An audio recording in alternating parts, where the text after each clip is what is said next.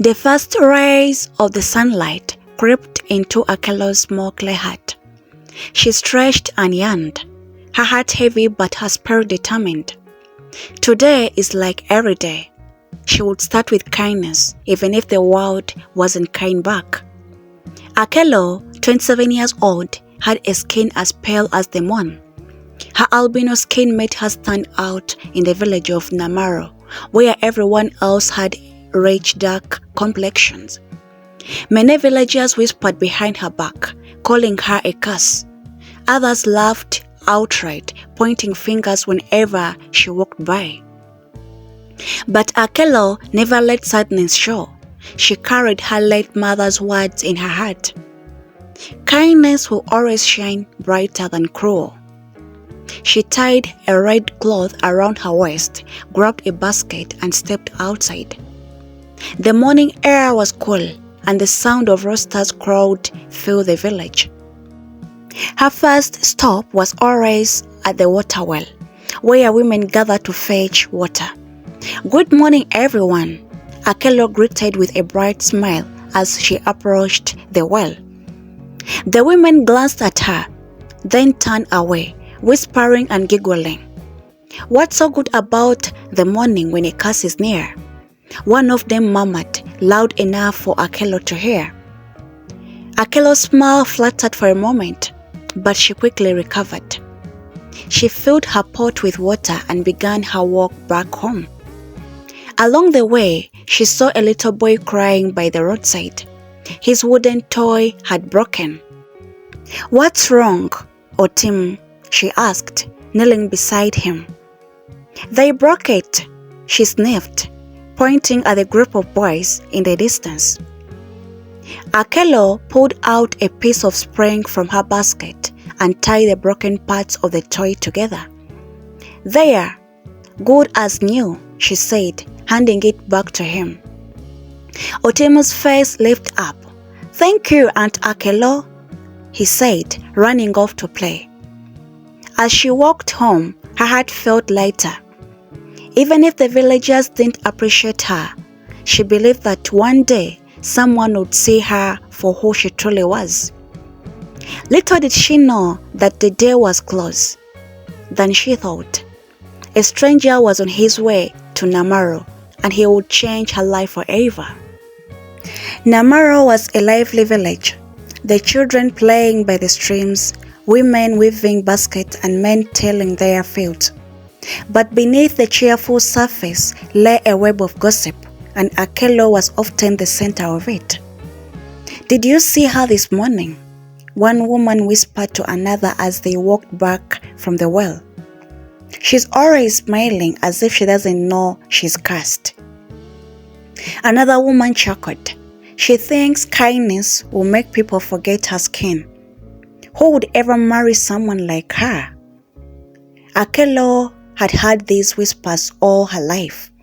At first, they had stung like a sharp thorn, but over the years, she had learned to ignore them, or at least pretend to.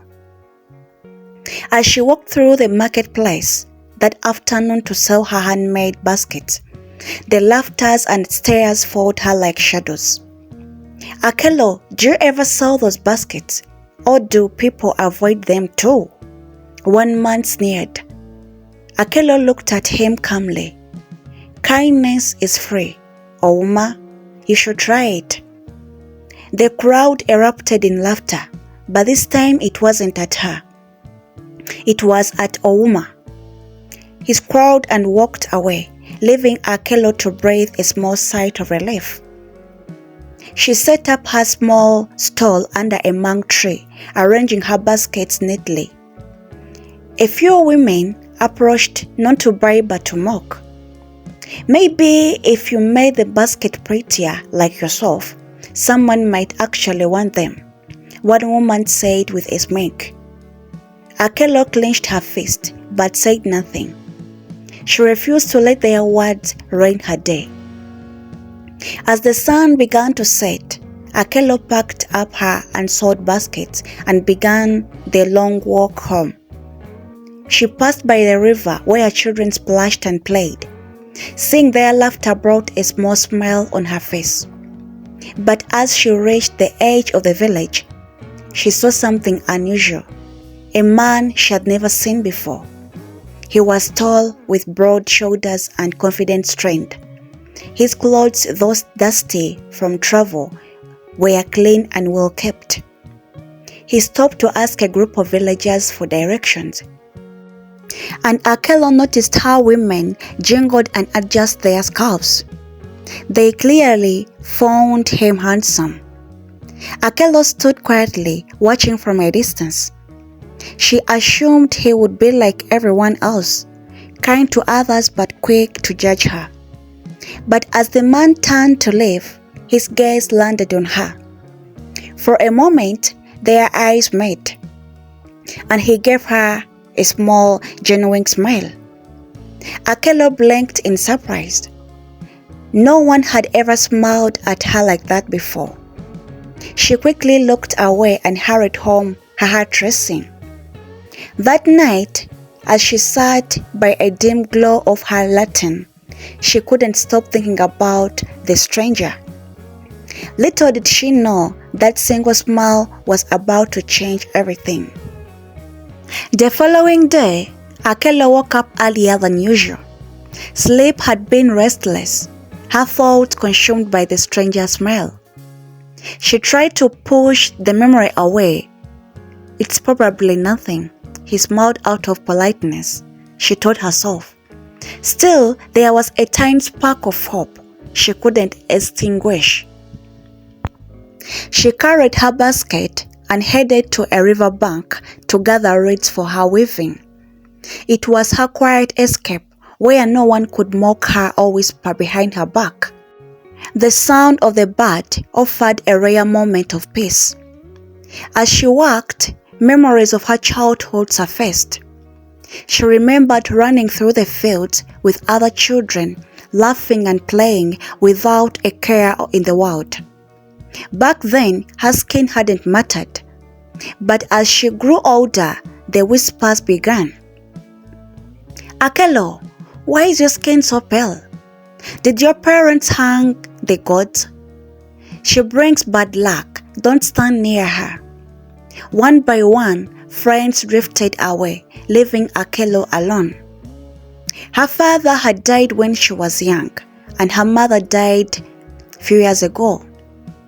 The only family she had left was her grandmother, who constantly reminded her that her worth wasn't determined by others.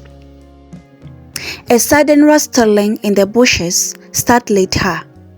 Akello turned, clenching her basket tightly. A man marched from trees, carrying a leather bag slung over his shoulders. Her breath caught. It was him. "Good morning," the stranger said with a warm smile. His voice was deep but gentle. Akello froze, unsure of what to say. No man had ever greeted her with such kindness before. "I didn't mean to scare you," he added, quickly noticing her hesitation. "I'm Laban. I arrived in the village yesterday." Akello found her voice at last. "Good morning. I'm Akello." Laban nodded. "Nice to meet you, Akello. You're up early." "I like the quiet," she replied softly. He looked at the reeds in her basket. "You gathering those to make something, aren't you?" Akello nodded. "Baskets, I saw them in the market." Laban's eyes lit up. "That's impressive. I've never been good with my hands. May I see one someday?" Akello blinked in surprise. "You want to see my baskets?" "Of course," Laban said with grin. "I'm curious." For the first time in years, Akello felt a gleam of excitement in her heart. She nodded shyly. Maybe tomorrow."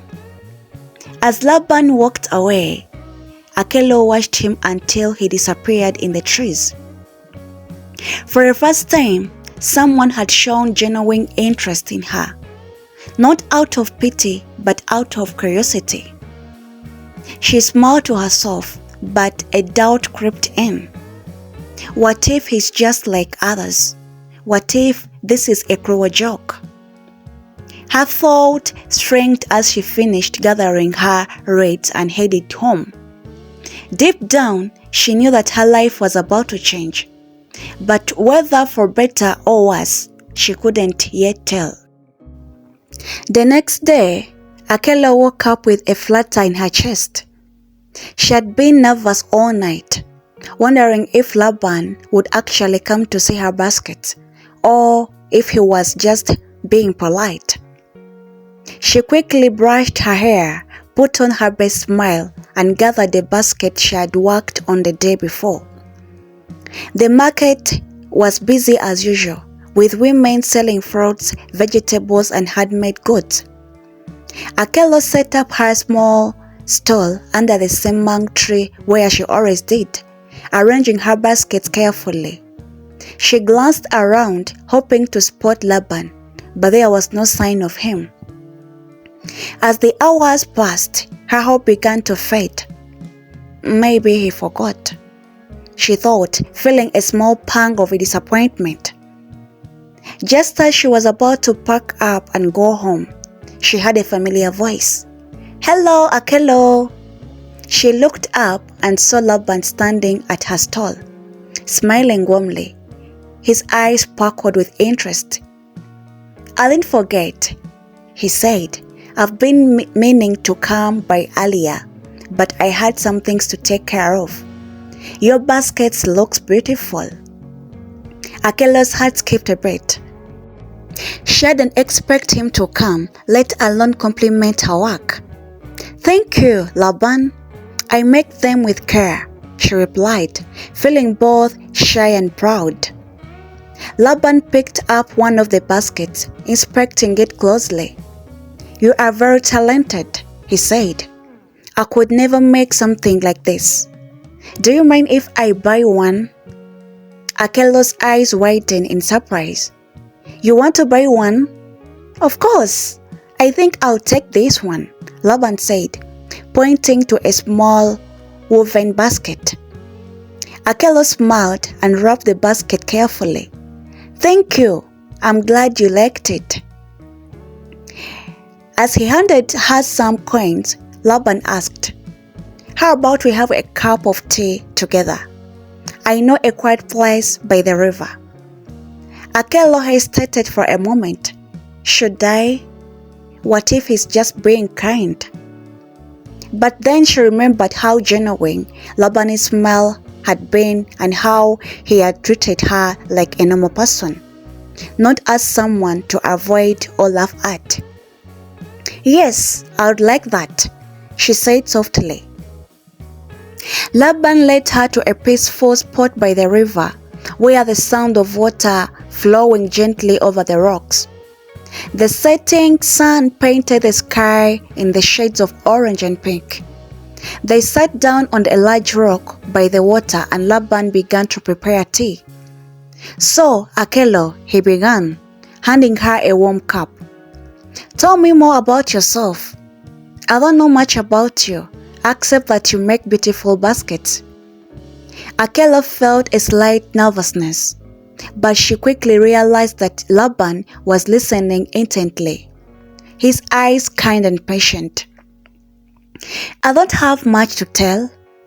I've lived in this village all my life," Akelo said, looking down at her cup. "People here don't like me because of my skin. They think I bring bad luck." Laban was quiet for a moment, as if processing her words. Then he said, "I don't believe in luck, Akelo.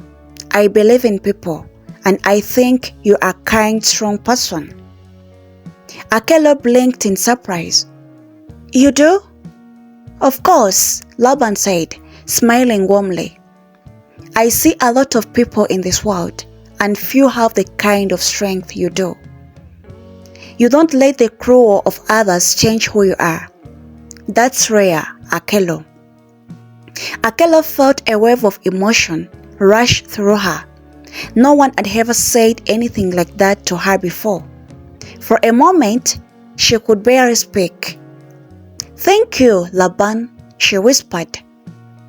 They sat in a comfortable silence, drinking their tea and watching the sun set behind the trees. For the first time in years, Akelo felt like she truly belonged. She wasn't alone anymore. She had made a new friend, someone who saw her for who she truly was, not the color of her skin or the rumors surrounding her. As the evening grew darker, Laban stood up and smiled at Akelo. "I should get going. I have a long journey ahead tomorrow. But I hope we can meet again, Akelo." "I would like that," she said, feeling a warmth in her chest. As she walked home that evening, Akelo couldn't stop thinking about Laban's words. Maybe, just maybe, there was hope for her. Yet. The next few days passed quickly, and Akelo found herself eagerly awaiting her next meeting with Laban. They had met by the river twice already, and each time he had treated her with kindness and respect, something she had rarely received from the villagers. But as days went on, she couldn't help but notice changes in the way people looked at her. The whispers were getting louder again. "Did you see Akelo talking to that man?" one woman said, her voice low but not quite enough for Akelo to ignore. "What does she think she's doing? Bringing a stranger into our village?" Another woman scoffed. "He's probably just feeling sorry for her. No man would ever choose her over a woman like Maria or Amina." Akelo's heart sank, and she tried to shake off the stench of their words. She had always known the villagers thought little of her, but now, with Laban's attention on her, their mockery seemed more intense. Despite the whispers, she continued to meet Laban by the river. Each time, he would ask her about her life, and they would talk about their dreams, their hopes and future. He made her feel like she mattered, like her thoughts and feelings were important. One afternoon, as Akelo sat weaving basket by the river, Laban arrived with a small gift wrapped in a cloth. "I got you something," he said, handing her the bundle. Akelo looked at the gift with a surprise. "For me?" Laban nodded, smiling. "You've shown me kindness, Akelo. I want to return it." She carefully unwrapped the cloth to find a delicate silver bracelet. It shimmered in the sunlight, beautiful and simple. Akelo gasped. "It's beautiful, Laban." "Thank you." Laban smiled warmly. "It's a token of my appreciation. You are a rare person, Akelo. I want you to know that." Akelo carefully fastened the bracelet around her waist, her heart swelling with emotion she hadn't felt in years. For the first time, someone had seen her for who she was, not for her skin, not for the whispers, but who the person she is inside. As she looked at Laban, she realized she was falling for him. But a wave of fear rushed over her. What if the villagers were right? What if this was just a game to him? That evening, Akelo walked home. She couldn't shake the feeling of doubt. What if this was all too good to be true? As she passed the market the next morning, her thoughts were interrupted by a familiar voice. "Akelo!" She turned to see Mariam, one of the village women, walking towards her with a smug look on her face. "I saw you with Laban by the river again yesterday," Maria said, crossing her arms. "What is it that he sees in you? Do you think he really interested in you?" Akelo's heart raced. She could hear the mockery in Mariam's voice. "He's just a kind man, Mariam. There is no need for you to judge." Mariam laughed bitterly. A kind man, you really think he's going to choose you over someone like me? Akelo's hand clenched into fist, but she took a deep breath. I don't care what you think, Mariam. What's between Laban and me is our business. Mariam raised an eyebrow. Is that so? Well, we'll see how long it will last. Men like Laban don't stay with women like you. Her words were sharp, but Akelo held her ground. We'll see. Mariam sneered and walked away, but her words lingered in Akelo's mind. What if she's right?